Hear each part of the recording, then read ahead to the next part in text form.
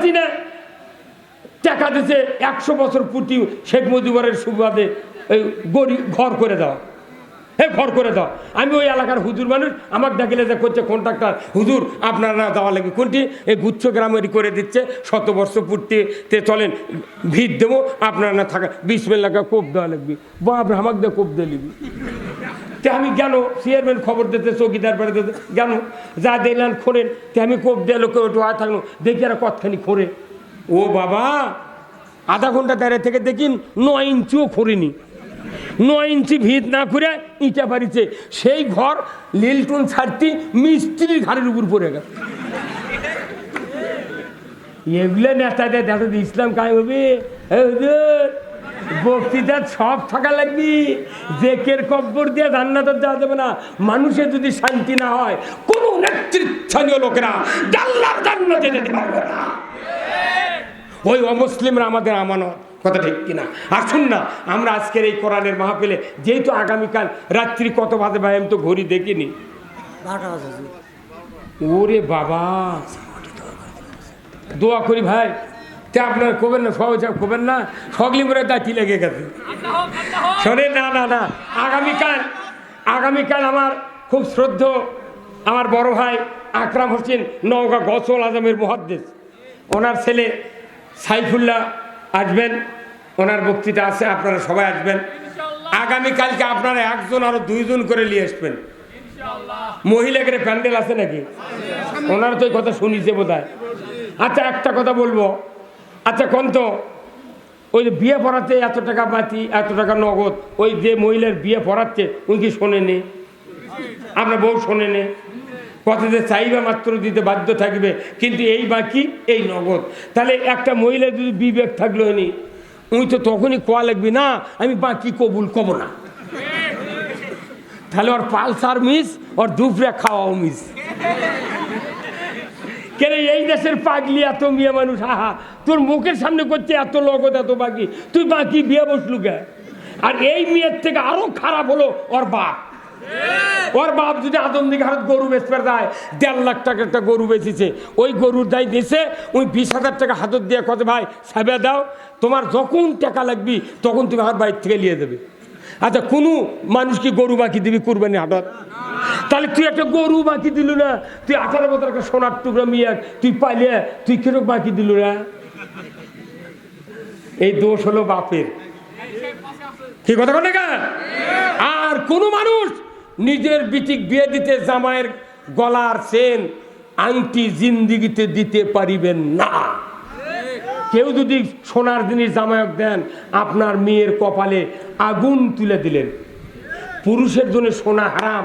যদি কোনো জামাই যদি সোনার চেন দিয়ে, আমরা দ্বিধাহীন কণ্ঠে বলতে চাই, এই বাংলাদেশ 5ই আগস্টের পর আল্লাহ তাআলা রহমত দিয়া ছাত্রদের আন্দোলনে অন্ধকার দূরীভূত করে দিয়া সোনার সূর্য জাগিয়ে দিয়েছে।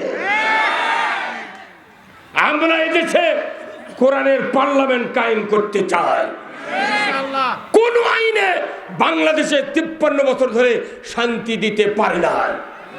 একমাত্র শান্তি আছে কোরআন দিয়া। এই কোরআনের আইন বাংলাদেশে চলুক। আপনারা কারা কারা চান দুহাত তুলে আল্লাহকে দেখান। লিল্লাহে তাকবীর, নারায়ে তাকবীর। আল কোরআনের আলো সংসদে আলো, দুনিয়ার মুসলিম, বাংলার মুসলিম, বগুড়ার মুসলিম, সান্তাহারের মুসলিম, দুগাছির মুসলিম, আমার নেতা তোমার নেতা। লিল্লাহে তাকবীর। এই হুজুর হাত তোলেন না, আপনি ওই মোতাল্লিদি বসে আছে নাকি? চাকরি দিয়ে চলে আমার বাড়িতে পালমো আপনার। আপনি যদি ইমাম কোরআনের পক্ষে না থাকে, আপনার ইমামতি সারেনার লাভ নাই। আপনি যদি কোরআন কায়েমের পক্ষে না থাকে, আপনার মৌলভীগিরির সারেনার দাম না। কিসের ইমাম আপনি, কিসের আলেম? আজকে আলিমরা যদি ঐক্যবদ্ধ হয়, আমার দেশে আগামী দিনে ইসলাম বিজয় হবে। আজকে বাংলাদেশ 92% ইমানদারের দেশে ইসলামের কথা বলা এখনো যাবে না, এখনো যাবে না।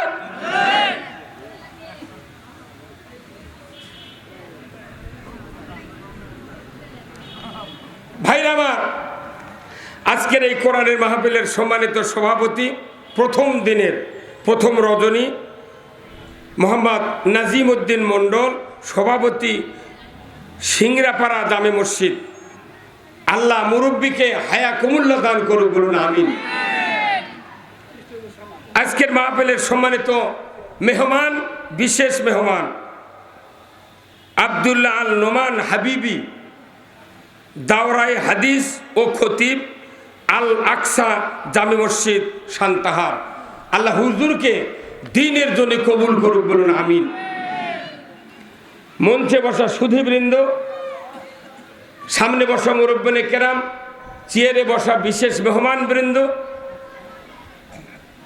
মসজিদের ইমাম, মুয়াজ্জিন, মুক্তাদি সহ বিভিন্ন রাজনৈতিক দলের নেতৃবৃন্দ, প্রাইমারি, মাদ্রাসা, হাই স্কুল, কলেজের শিক্ষক মহোদয়গণ, ছাত্র ভাইয়েরা, ব্যবসায়ী ভাইয়েরা, পর্দার অন্তরালে হাজারো মা বোনেরা, কচি কাচারা এবং আজকের এই মাহফিলের ইন্তেজামিয়া কমিটি বর্গ সহ প্রচার মিডিয়ার সম্মানিত মাইকালা এবং ভিডিওম্যান ভাইয়েরা, সবার প্রতি আমার আর একবার সালাম। আসসালামু আলাইকুম ওয়া রাহমাতুল্লাহি ওয়া বারাকাতুহু। কেমন আছেন আপনারা? আছি ভাই, আপনাদের দোয়ায়, আল্লাহর রহমতে আলহামদুলিল্লাহ আল্লাহ সুস্থ রেখেছেন। আমি কিছু সময় আপনাদেরকে কথা বলবো। সেই কথাটা হলো যে রসুলের চেয়ে চরিত্রবান লোক কি আমরা? হ্যাঁ, একটা পশমের যোগ্য হব আমরা?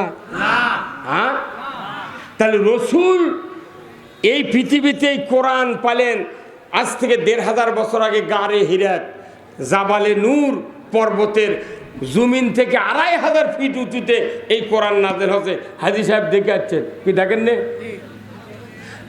2500 ফিট উঁচুতে কোরআন নাযিল হলো। সেই কোরআন আমাদের কাছে এখন মওজুদ। এই কোরআনে 1 নম্বর আয়াত কোনটি বলেন তো?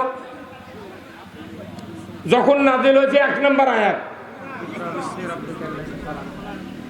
ইকরা বিইসমি রাব্বিকাল্লাযী খলাক, এটা হচ্ছে 1 নম্বর আয়াত। আর শেষ নম্বর আয়াত কোনটা? যার পর আর কোরআন নাযিল হয়নি। হুজুর কোন কোন ওর পর আর কোরআন নাযিল হয়নি, সে আয়াতের কথা কোন?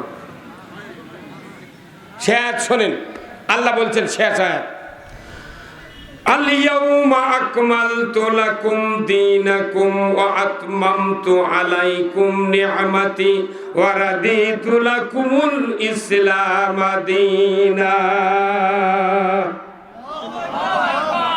1 নম্বর আয়াত পড়ো মুহাম্মদ সৃষ্টিকর্তা রবের নামে। শেষ নম্বর আয়াত, এরপরে এই আয়াতটা নাযিল হয়েছে বিদায় হজের একবারে বক্তব্য রসুল দিয়েছিলেন 23 মিনিট মসজিদে নববীর সামনে আরাফাতের ময়দানে। তখন রসুলের দাঁড়ায় ছিল 1.25 লক্ষ সাহাবী দণ্ডায়মান। তারই সামনে এই কোরআনের এই আয়াত সর্বশেষে নাযিল হচ্ছে।